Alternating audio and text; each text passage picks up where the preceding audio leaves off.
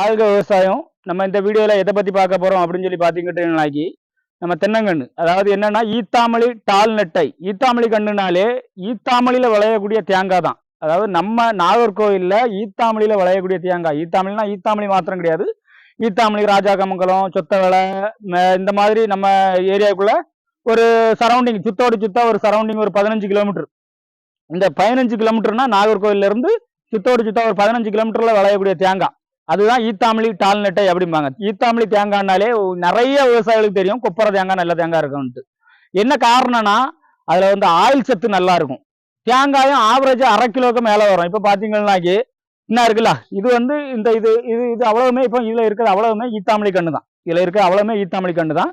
என்ன இருக்குல்ல, ஆவரேஜா ஒரு 600 கிராம் 500 கிராம் இந்த மாதிரி 500 550க்கு மேலதான் வருமே தவிர அதுக்கும் கீழே குறையாது. காய் வந்து இன்னும் அந்த மாதிரி தான் இருக்கும். இது என்னன்னாக்கி நம்ம 2 மாசம் வாடை போட்டு வைக்கிறதுனால காய் மாதிரி தெரியும். கண்ணு நம்ம 2 மாசம் முளைக்க வைக்க ஒரு 6 மாசம் ஆயிரும் கழுத்து வர்றதுக்கும் அந்த மாதிரி. இப்போ இது என்னன்னாக்கி இது நம்ம ஒரு விவசாயிக்கு நம்ம வந்து தென்னங்கன்று என்ன செய்தோம், ஒரு தோட்டத்துக்கு கொடுத்தோம். அவங்களுக்கு ஒரு 6.5 ஏக்கருக்கு நம்ம தென்னங்கன்று கொடுத்தோம். அவங்க வச்சு நல்ல பயன் ஆயிருக்கு, நல்ல விளைச்சல், நல்ல காய், நல்ல தென்னை மரம் நல்லா இருக்கு அப்படின்னு சொல்லி சொன்னாங்க. இப்ப என்னன்னா அவங்க மகனுக்கு கல்யாணத்துக்கு அவங்க ரிலேட்டிவ் அவங்க சொந்தக்காரங்க, அவங்க ஊர்காரங்க எல்லாத்துக்கும் என்னன்னா ஆளுக்கு ஒரு கண்ணு ஃப்ரீயா கொடுக்கணும் அப்படிங்கிறதுக்காண்டி அவங்க விவசாயி வந்து நல்ல மனப்பக்குவத்தோடி, அதாவது என்னன்னா மென்னுக்கெல்லாம் ஒரு தென்னங்கன்று வச்சு வளர்க்கறதுக்கு பெரிய கஷ்டம். அதுல என்னன்னா கூனண்டு விழுந்துரும், கரிச்சவண்டு விழுந்துரும், இந்த மாதிரி நிறைய கஷ்டப்பட்டு தான் தென்னங்கண்ணை வளர்ப்பாங்க. அதாவது என்னன்னா நம்ம பிள்ளைய வளர்க்கறது போலதான் தென்னங்கண்ணை வளர்க்கறது. பிள்ளை வளர்ந்தாலுமே 5 வயசு வரைக்கும் தத்து இருக்கு, சொட்டு மருந்து கொடுக்கணும், சிறப்பு கொடுக்கணும், அப்படி இப்படின்னு நிறைய பார்ப்பாங்க. அதே போலதான் ஒரு தென்னங்கண்ணை வளர்க்குறதும் அதே மாதிரி தான். என்னன்னா இந்த விவசாயி வந்து அவர் வந்து அந்த 6.5 ஏக்கர் இருக்கும் தென்னங்கன்று வச்சு அவங்க தோட்டத்திலே நல்ல அனுபவம் எடுத்துக்கிட்டு இருக்காங்க. காய்ப்புக்கு வந்து அது வந்து அனுபவம் எடுத்துக்கிட்டு இருக்காங்க. இப்போ அவங்க என்னன்னா அவங்க மகனுக்கு கல்யாணத்துக்கு இப்போ ஒரு 1000 கண்ணு நம்ம ஃப்ரீயா எல்லாத்துக்கும் கொடுக்கணும்.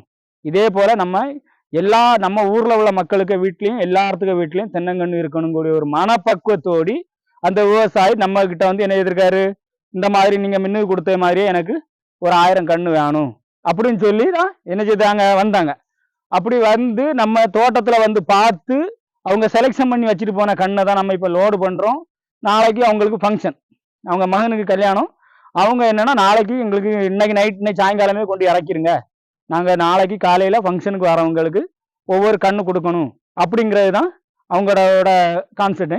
என்னன்னா அவங்க ஊர்ல எல்லாத்துக்கும் வீட்லயும் இந்த மாதிரி தென்னங்கன்று இருக்கணும், வீட்டுக்கு ஒரு மரம் வளங்க அப்படின்னு சொல்லுவாங்க. அதே போல அவங்க மனப்பக்குவத்துக்கு அவங்க ஊர்ல உள்ள மக்களுக்கு எல்லாத்துக்கும் ஒவ்வொரு மரம் ஃப்ரீயா கொடுக்கறதுக்காண்டி அவங்க வந்து என்னன்னா 1000 கண்ணு செலெக்ஷன் பண்ணி வச்சு எடுத்துட்டு இருக்காங்க. இதை தான் நம்ம யாத்துறோம். இதை இந்த வீடியோ தான் நம்ம பாக்குறதுக்காண்டி தான் நம்ம இந்த வீடியோ போட்டிருக்கோம். பாருங்க அவங்க எப்படி யாத்துறாங்க அப்படிங்கறத பாருங்க, யாத்திருங்க.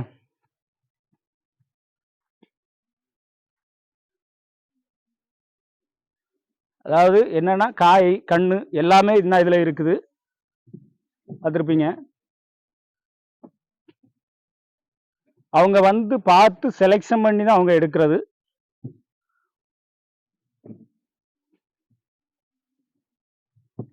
இத மாதிரி நம்ம விவசாயிகளுக்கோ இல்லைன்னாக்கி ஏதாவது கல்யாண வீட்டுகளுக்கோ ஏதாவது வீட்டுல அவங்க பையனுக்கோ பொண்ணுக்கோ கல்யாணத்துக்கு யாருக்காவது தேவைன்னாக்கி நம்ம நர்சரியை கான்டாக்ட் பண்ணிக்கலாம்.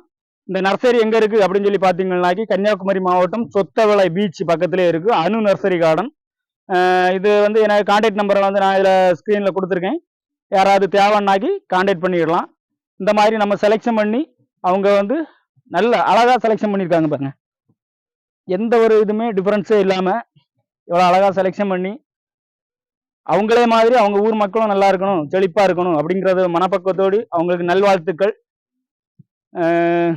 இந்த மாதிரி யாராவது விவசாயிகளுக்கு தேவைனாலும் சரி, ஏதாவது ரிலேட்டிவ்க்கு தேவைனாலும் சரி, நம்ம நர்சரியை கான்டாக்ட் பண்ணுங்க, எடுத்துக்கலாம். சரியா?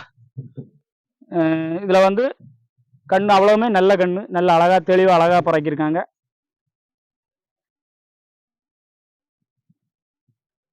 சரி, இதே மாதிரி யாருக்காவது தேவைன்னா நம்ம நர்சரியை கான்டாக்ட் பண்ணிடுங்க. ஓகே, மிக்க நன்றி, தேங்க்யூ.